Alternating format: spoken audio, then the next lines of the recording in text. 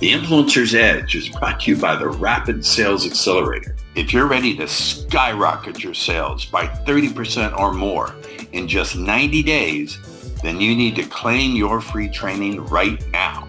You'll learn 4 words that will compel your prospects to trust you like they were children within the first 3 to 5 minutes of any conversation across any platform and any medium. You'll learn how to give your prospects objection amnesia, to crush objections like, I need to talk to my spouse, or I need more time to think it over, or it's too expensive. If you'd like to claim your free training now, go to www.paulrossbook.com. Do it before your competition does it now. Welcome to the Influencer's Edge. This is the place where you come to get the latest breakthroughs, cutting-edge insights, tools, and techniques to leapfrog over the pack in sales, persuasion, and influence. Be sure you visit our website at www.theinfluencersedge.com. And while you're there, subscribe to us via your favorite network. Now sit back, tune in, and enjoy today's episode. Hey, welcome to the Influencer's Edge. I always say that we have interesting guests, but today we have a really interesting guest. His name is Ron Saharyan. Yeah, you got it, Paul. Good enough. We had a little conversation before we went on the air. The very interesting gentleman. He can actually read handwritten Hebrew. Oh, no, I didn't say I could read it. I know what it says because I had our book translated into Hebrew. Oh, okay. Show that book again, because I always like to talk to fellow authors. Yeah, sure. Now, I want to ask you a question right off the bat before we go through your biography, yada, yada, yada, yada. Yeah. Profit first. That seems to me that any business person, any entrepreneur, obviously profit first, although some would say vision and mission and serving others is first, but I like it. No, we're in it to make a profit. So Number one, isn't it self-evident? And number two, doesn't it go against the grain of people who say, no, you need to know your mission and your vision, et cetera, et cetera? Yeah, absolutely. No, it doesn't. And there's an element out there that believes profit is bad, profit is dirty, profit is wrong, right? No, there's dirtbags out there that make a lot of money that are bad, but with profit, you can pay down debt. You can celebrate the health of the company. You can hire. You can be philanthropic. You can be charitable. You can't do any of that if you don't have profit. So it seems to me that it would be self-evident. If you're not in it to make a profit, go collect a paycheck. Yeah, but unfortunately, 83% of businesses are check to check. Small Business Administration classifies small businesses as $25 million and under. They did a study, and 83% of those businesses are check to check. That means if they don't get their next deposit, they may not pay themselves. They may not be able to make payroll. They may have to close down the business. That's pretty scary. That's pretty scary. So I would think your mission is to not only bridge that gap and not only show them light at the end of the tunnel, but to remove the tunnel and make it so they can get off that revenue roller coaster. As our mission is to eradicate entrepreneurial poverty. I love that. Did you come up with that on your own, or was that? No, it's my business partner, Mike McAllowitz. That's our mantra: eradicating entrepreneurial poverty. And I'll tell you what the problem is. And all of you listeners out there, you've been taught a lie. Okay, it's an axiom, right? What are some of an axiom is something that past generations believed are true, but we realize now that aren't. Right? The world is flat. Well, some people still believe it, but we know it's not, right? Also, the tooth fairy. Imagine years and years. I mean, as little kids, we believed in the tooth fairy, right? There is no tooth fairy? No, there isn't, but we believe. But think about that. If some stranger showed up at your kid's window in the middle of the night, started collecting their teeth, what are they doing with the teeth anyway? That's just crazy. Okay? Yeah, I guess you're right. Damn it. I'm going to have to give up that one. Right. And the Easter Bunny, all that. But here's another one that is also not true. Sales minus expenses equal He's profit. writing something, ladies and gentlemen. What does it say? Sales? Sales minus expenses equal profit. This is the formula that every entrepreneur is taught. This is the formula that every accounting professional wants you to follow. Sell, sell, sell. Manage your expenses. Whatever you have left over is your profit. What? That doesn't make any sense to me. That's why 50% of businesses fail within the first startups, 50% fail. 50% of them that make it to year one don't make it to year five, let alone year 10, let alone a generational turnover. Why is that? Well, we're here Right? to ask you. I Yeah. would assume there's more than one reason. Well, the main reason is this formula. Okay. Because from a behavioral perspective, this is where you're going to love this. What comes first is important. What comes last is an afterthought. If I pick you first for kickball, you're pretty good. If I pick you last for kickball, you're probably not that good. Hold on, you're triggering trauma because I was always the kid who was picked last for softball, or they would say, okay, we'll take Ross, but you have to give us extra innings and one extra inning and 10 points. Right. It was humiliating. Right, exactly. But that's what we're saying is profit. We're humiliating profit. We're saying profit is an afterthought. Profit is leftover crumbs. Really? Oh my gosh, that's a problem. So, what we say, sales minus profit equal expenses. Sell, sell, Ah, sell. Take your profit, pay yourself first, reserve a little bit for Uncle Sam, a little bit for purpose, vision, mission, run the business on everything else. what? That's a pretty massive reframe. It is. It is. Think about that though.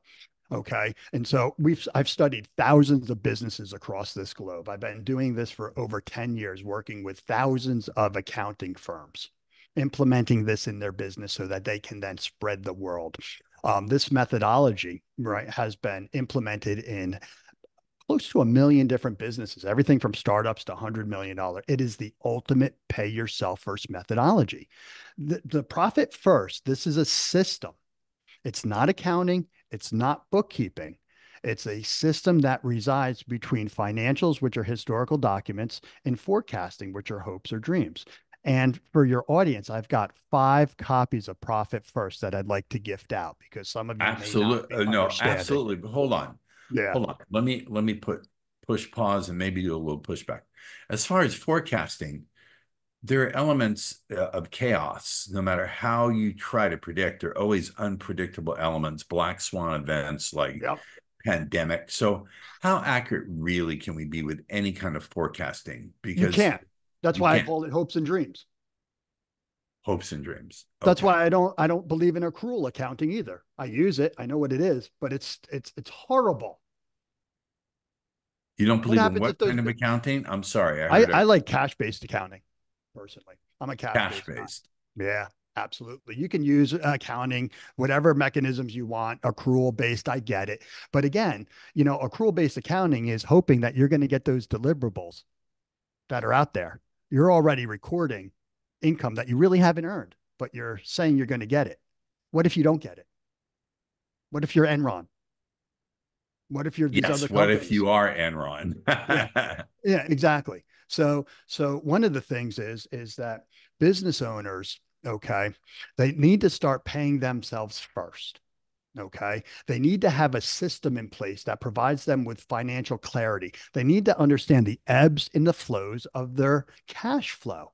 Many business owners, they don't know how to read their financials, reports, course correct. Plus, half the time the accountants don't get them the information within a reasonable period of time. That's very true. Yeah.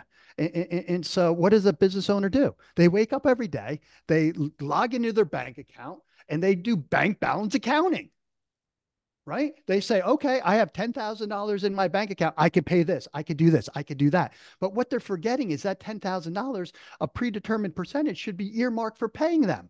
A predetermined percentage should be earmarked for profit. A predetermined percentage should be marked for culture, tithing. Let me push the pause button here, literally. All right. Okay, sorry, ladies and gentlemen. One of my feline children was screaming at the door for attention, and I don't know if you heard her crying, but it distracted. Go ahead. No, I didn't, but I wish I did. I'm a cat fan myself. I Okay, just go recently ahead. got I'm a so dog. sorry. I Yeah. I stepped on your train of thought. My apologies. No problem. So, but basically, what I was sharing was that because entrepreneurs are following this formula, this antiquated formula that just isn't conducive to actual behaviors.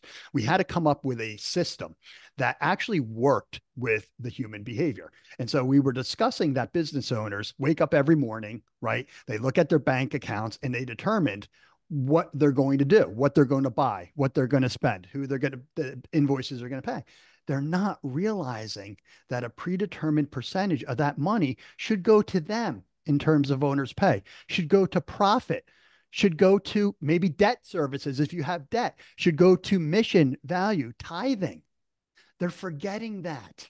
So what happens is they sell, occur expense, and they have nothing left over. Nothing left over. That's also why business owners, they'll get many business owners who I wish we could have an audience raise their hands. Who has worked with an accountant that received financials and they're profitable on paper, but where's the money? The financials say I'm profitable, but I don't have any more money in the bank account. How can that be? You spent it. Financials are historical documents of whatever happened. We need a system that's going to have a front windshield approach to our cash flow. I love that metaphor, a front windshield approach. Can you unpack that metaphor? Because I notice we haven't, let me do a little before you do. I feel obliged to do a little of your biography. All right. Okay.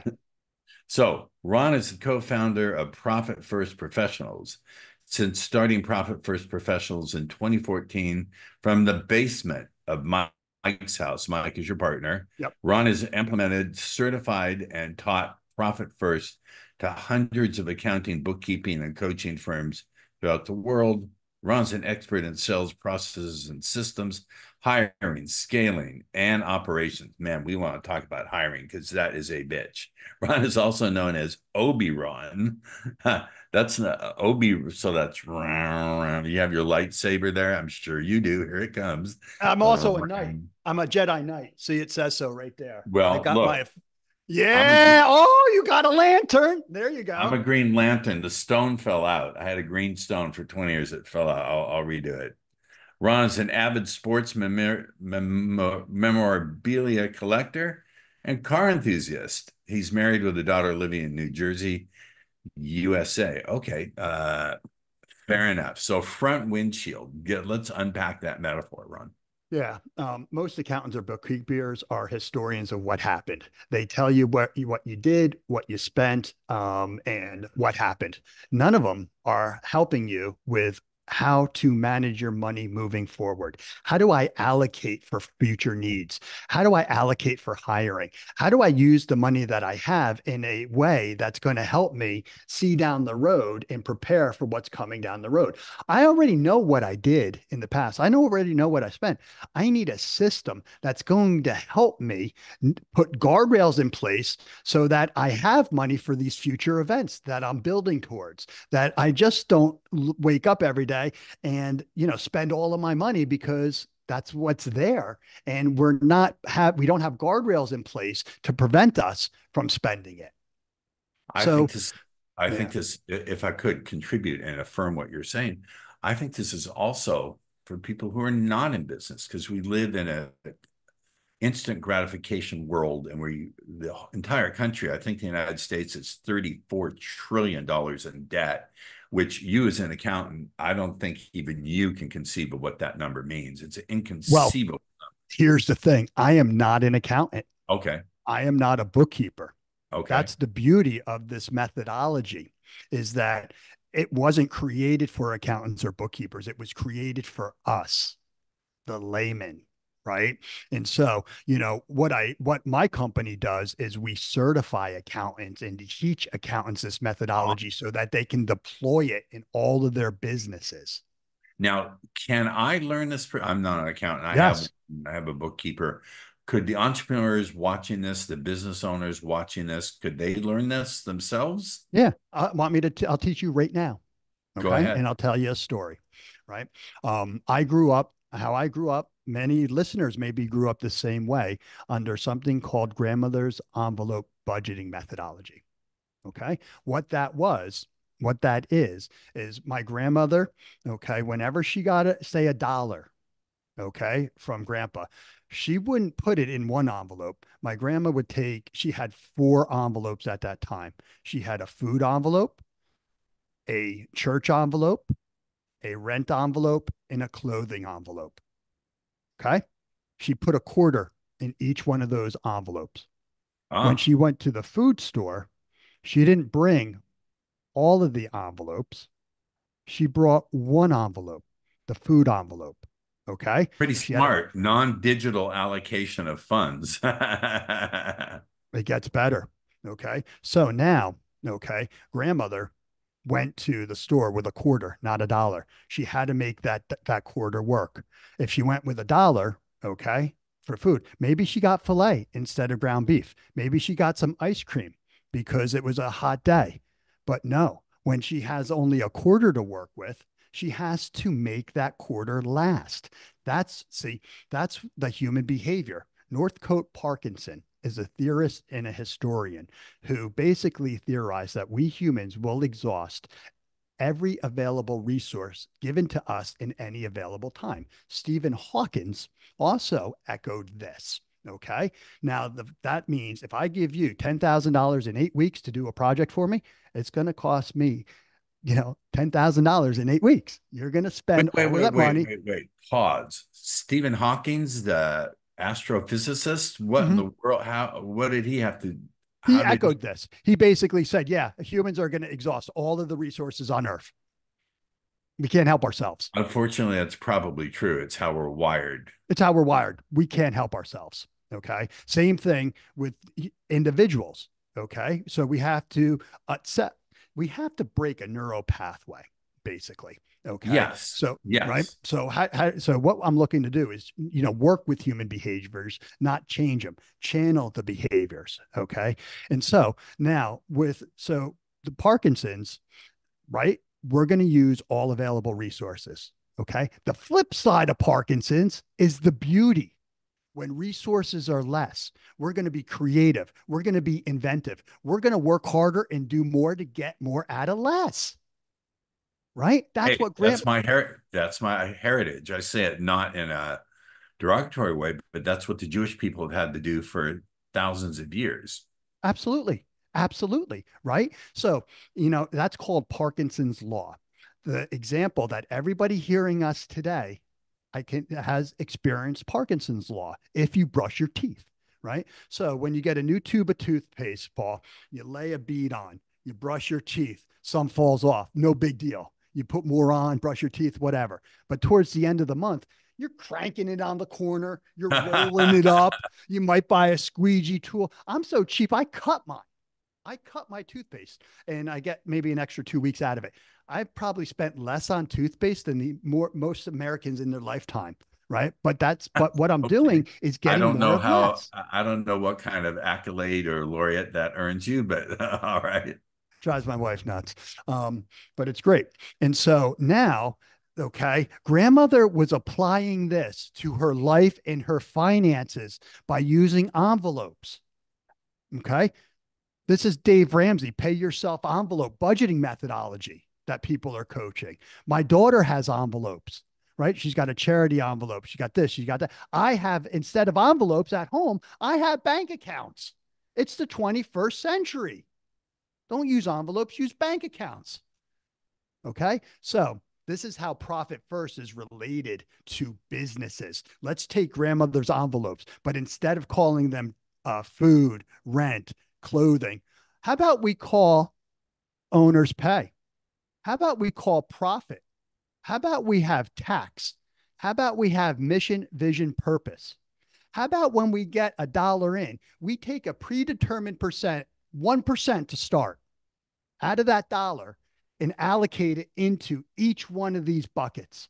That's 4 buckets. That's 4 cents into each one of these buckets. Now I'm going to run the business on 96 cents. Okay. Let me give you the big pushback. Here's Yeah. the huge pushback. And I know some of the audience is thinking this. I know what. They're going to say, wait a minute, Ron. I love it. It's all good. There are apps like Clover and et cetera, that will pretty much do this for me. What's your Ah. pushback to my pushback? Yeah. So one of the things is the app isn't going to do it. It's not going to be live. It's not going to be real time. It's not going to have the behavioral components, right? People. So one of the things by having bank accounts, you actually have the feeling. Okay. One of the things we want to do is we want to put the business owner in charge of their own money. Okay. We want to empower them. And so by actually moving the money yourself, you are empowered and in control of your money, often for the first time. It's a behavioral win. I Now, need with this book. I need this book. yeah, I told you, I'll gift you a copy, and I've got 5 additional gifts. All you got to do is email Paul. Email Paul your your mailing address. He'll send it to me. I'll gift you guys a copy. Okay. Actually, why not email you directly? We'll give out Yeah, your email email. me, Ron S at profitfirstprofessionals.com or Ron at profitfirstprofessionals.com. Spell it all out. The first 5 will get a book. I will make sure that we put that in the show notes. I have a Yeah. question for you. It's a deeper question because we could go on for the next hour talking about the methodology and the details of your system and what you and your partner have come up with. What led you into this? Meaning, were you going through a period? Have you ever suffered through some serious financial hardships or bankruptcies, or Not personally. what drove you? What drove you to do this? Did you need to find your own solution, or did you see this something out there and thought, hey, this is better than what I'm already doing? Yeah. So I had money trauma. My father was an entrepreneur, whether it was real estate, whether it was limos, whether it was nightclubs, whether it was whatever. Wow. Okay. He was, clothing stores, you name it. We were riding high on the hog, right? Boom. The 80s, crash real estate. My father was unemployed for 10 years. My parents were fighting. We were eating, one of the things was, I didn't realize it back then, but one of the best things about, and you can thank Ronnie Reagan for this, the best things about welfare cheese back then was that it came in bricks like this, and you used to be able to make thick ass grilled cheese sandwiches. Okay. And so, being unemployed for 10 years and before that, thinking, everything's great, go to any college you want, you pay for it, blah, blah, blah, to be told we can't do anything anymore. So that really had an effect on me. So I was that kid that always had their money. I followed this methodology from day one. My mother taught me. My brother taught me it. Money flew out of his pockets. So whenever I was working through high school, college, whatever, I would be taking a predetermined percentage of that money, putting it away for this, putting it away for that, putting it away for that. I took that methodology and I ran through college with it. And I was teaching my college lacrosse teammates. They're like, Ron, how do you always have money?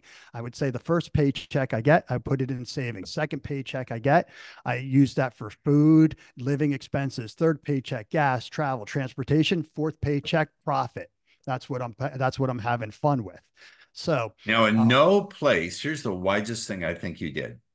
In no place did you allocate money for women or dating. actually, that was the profit.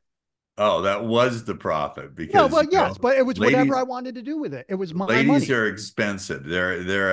They're not an Well, investment.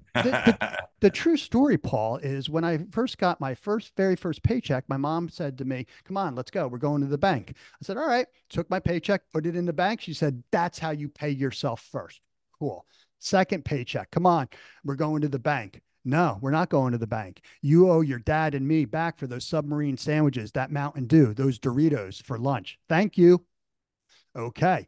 Third paycheck. We're going to the bank. Nope. She took it. I said, what's that for? Well, how are you getting to work? You have a moped, you have insurance, you have gas, you have oil. Guess what, big boy? You got to start paying me and your dad back for that. Oh, shit.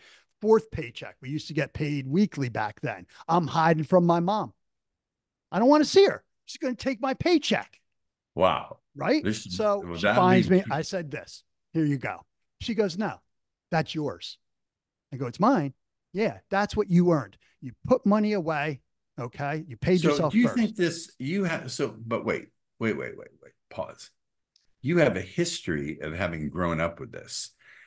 Is it realistic for people who have not been responsible with money and not had this kind of training to take it on and not be overwhelmed and beat on themselves for not having done it earlier? Do you have don't some of your clients like get all stuck in shame and beating on themselves, like, why didn't I do this sooner, et cetera, et cetera? Or is it all immediately, I love this, thanks, let's go run with it? Yes, absolutely. They're like, oh shit, where were you 20 years ago? Where were you 5 years ago? Where were you? Oh my God, I've always heard about this. I don't know how to do it.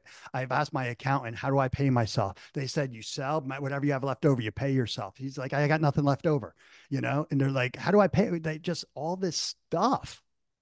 It's just, and so if the system, an 8-year-old or an 80-year-old can follow. We start small. You have to build your profit first muscle memory. If you're not consistently paying yourself, you can't take 5% of the OpEx operating account and start paying yourself consistently now. No, right? We have to architect the bank accounts of the cash flow to not only eliminate the pains that you're facing, but to also achieve the wants once that stuff gets settled. So what we do is strategically drip the system into a business. So not to upset the apple cart. Got it. We're starting to lose connectivity here. I don't know if you can see it. There's some delays, but anyway, we have gone. We are right on the money at our targeted time. You've been a fascinating guest and also an eye-opening guest for me personally. I could tell you stories. I'm not going to do it. Wait for me when we go off the air. I want to if you don't mind sending me a physical copy of your book autograph. I'll give you my address because that's definitely one I need to read. Absolutely. And it sounds like I would recommend it based on just what you've said, I'd recommend it to everyone in the audience. So once again, if people want to stay in the conversation with you, what's that email address? It's ron@profitfirstprofessionals.com. I'm on LinkedIn. I'm on Facebook. Hit me up, connect with me. And if you're one of the lucky first 5 to email and say, hey, get me a copy, great. You can also download a lot of the free resources at profitfirstprofessionals.com. That hamburger thing has a ton of free resources in there. All right. Thank you, Ron. Stay on the air with me. This has been another great episode of The Influencer's Edge. We'll catch you on the next episode. Bye now. Thank you. The Influencer's Edge is brought to you by the Rapid Sales Accelerator. If you're ready to skyrocket your sales by 30% or more in just 90 days, then you need to claim your free training right now. You'll learn 4 words that will compel your prospects to trust you like they were children within the first 3 to 5 minutes of any conversation across any platform and any medium. You'll learn how to give your prospects objection amnesia, to crush objections like, I need to talk to my spouse, or I need more time to think it over, or it's too expensive. If you'd like to claim your free training now, go to www.paulrossbook.com. Do it before your competition does it now. Thank you for tuning in to the Influencer's Edge, where you get the latest breakthroughs, cutting-edge insights, tools, and techniques so you can leapfrog over the pack in sales, influence, and persuasion. Remember to visit our website at www.theinfluencersedge.com to enjoy even more great episodes like this one. We look forward to seeing you again on the Influencer's Edge Show.